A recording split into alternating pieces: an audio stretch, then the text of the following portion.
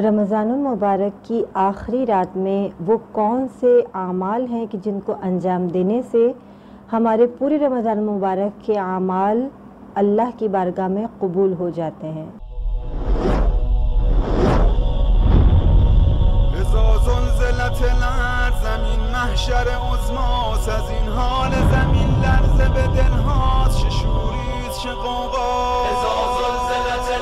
اعوذ باللہ من الشیطان الرجیم، بسم اللہ الرحمن الرحیم۔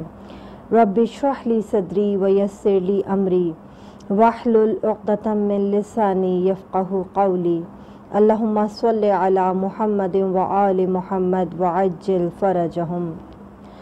خداوند عالم کی بارگاہ میں دعا گو ہوں اور امید کرتی ہوں کہ آپ سب خیریت سے ہوں گے۔ رمضان المبارک کا مبارک مہینہ خدا کی رحمتوں اور برکتوں کا مہینہ اپنے اختتام پر ہے۔ بس آج جس اہم ترین موضوع پر میں گفتگو کر رہی ہوں، یقیناً وہ رمضان المبارک کی ایک انتہائی اہم ترین ضرورت ہے۔ آج میں اس شب کے بارے میں گفتگو کرنا چاہتی ہوں کہ جس رات کو ہم اپنی شاپنگ کے لیے بازاروں میں اسپینڈ کرتے ہیں اور ہم نہیں جانتے کہ اس رات کی ویلیو کیا ہے، اس رات کی قیمت کیا ہے۔ جی ہاں، آج میں رمضان کی آخری رات کا تذکرہ کر رہی ہوں۔ یہ وہ اہم ترین رات ہے۔ جس طرح ہم کوئی کورس کرتے ہیں تو اس کے بعد کورس کو تمام کرنے کے بعد ہمیں ایک سرٹیفکیٹ دیا جاتا ہے، اسی طریقے سے اس پروردگار عالم نے کہ جو رحمان ہے، رحیم ہے، ہمیں 30 دن کا جو ایک کورس دیا تھا کہ جس میں ہم نے خدا سے توسل کیا، عبادات انجام دی، قرآن پڑھا، قرآن کو سمجھنے کا موقع دیا اس خالق کائنات نے،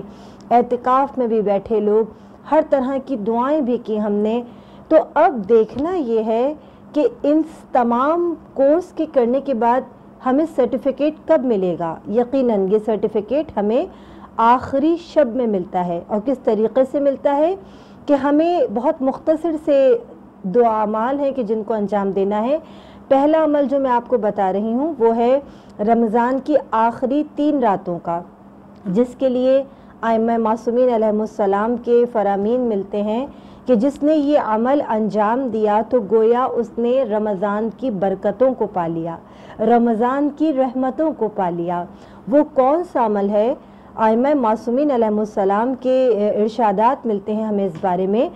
کہ ہم اگر رمضان المبارک کی آخری 3 راتوں میں یا 4 راتوں میں زیارت آل یاسین کی تلاوت کریں تو یہ وہ مجرب ترین دعا ہے کہ جس کے ذریعے ہم رمضان کے اصل حسن کو، اس کی رحمت کو، اس کے فیض کو حاصل کر سکتے ہیں۔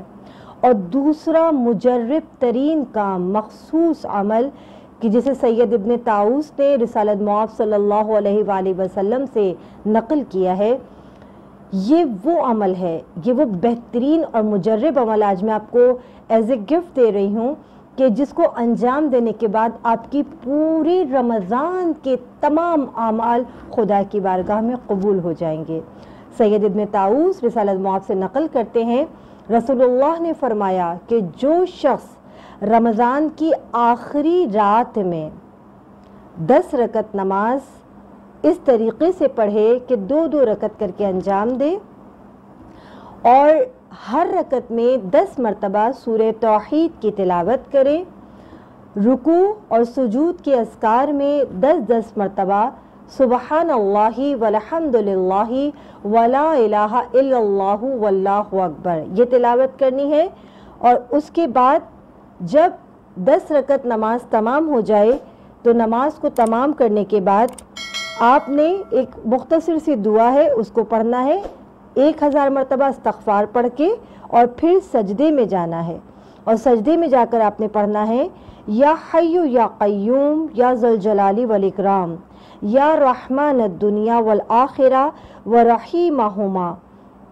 یا ارحم الراحمین یا الہ الاولین والآخرین اغفر لنا ذنوبنا وتقبل منا صلاتنا وصیامنا وقیامنا۔ یہ وہ مجرب ترین دعا ہے کہ جس کے لیے رسول اللہ نے فرمایا کہ مجھے اس ذات کی قسم کہ جس نے مجھے شرف نبوت عطا کیا، خدا کی قسم وہ بندہ کہ جس نے اس نماز کو پڑھا اور یہ ذکر ادا کیا ابھی وہ سجدے سے سر اٹھا بھی نہ پائے گا کہ پروردگار عالم اس کے رمضان المبارک کے تمام اعمال کو قبول کر لے گا اور اس کے تمام گناہوں کو معاف کر دے گا۔ اس سجدے کی دعا میں ہم خدا سے توسل کر کے کہہ رہے ہیں کہ پروردگارہ تو حی القیوم ہے، تو رحمان الرحیم ہے، تو ہمارے گناہوں کو معاف فرما دے، ہماری روزوں کو، ہماری نمازوں کو اور ہماری عبادات کو قبول فرما۔ پس میری تمام سننے والوں سے، دیکھنے والوں سے گزارش ہے کہ رمضان المبارک کی آخری رات کو اور اس مجرب ترین عمل کو خود سے فراموش مت ہونے دیجیے گا کہ یہ رات اللہ کی طرف سے تحفہ دیے جانے والی رات ہے۔ اس عمل کو انجام دیجیے، اپنے اعمال کو، رمضان المبارک کے تمام اعمال کو خدا کی بارگاہ میں قبول فرمائیے۔ پروردگار عالم اس مبارک مہینے کے صدقے میں ہمارے تمام گناہان کبیرہ اور صغیرہ کو معاف فرمائے اور ہمارے جتنے اعمال جو ہم نے خدا کی بارگاہ میں انجام دیے اس رمضان میں، پروردگار ہمارے ان تمام اعمال کو اپنی بارگاہ میں قبول فرمائے۔ والسلام علیکم ورحمۃ اللہ۔